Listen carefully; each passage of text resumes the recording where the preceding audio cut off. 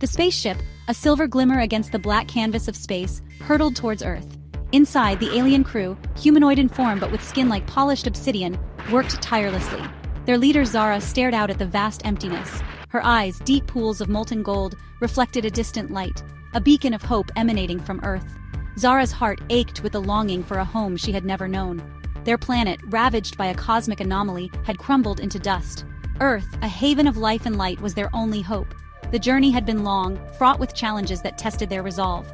But the beacon, a pulsing signal of warmth and welcome, kept them going. It whispered tales of a planet teeming with life, of oceans that shimmered under a golden sun, of skies painted with hues of sunrise and sunset. Zara clung to these images, drawing strength from the promise of a new beginning.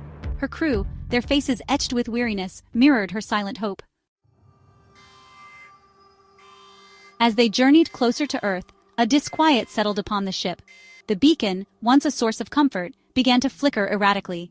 Static crackled through their communication systems, garbled whispers replacing the beacon's comforting hum. A sense of unease gripped the crew. The vast emptiness of space, once a familiar void, now felt heavy with unseen eyes. The temperature aboard the ship plummeted, a bone-chilling cold seeping through the metal hull. Zara, her brow furrowed with concern, ordered a diagnostic. The ship's systems, however, reported no malfunctions. "It's as if something is interfering with us," whispered Kale, the ship's navigator, his voice trembling slightly. His words hung heavy in the air, confirming the unspoken fear that had gripped them all. The darkness, it seemed, wasn't just an absence of light. It was a presence, malevolent and hungry. Fear, insidious and consuming, began to gnaw at the edges of their hope. The ship, as if caught in a cosmic maelstrom, shuddered violently.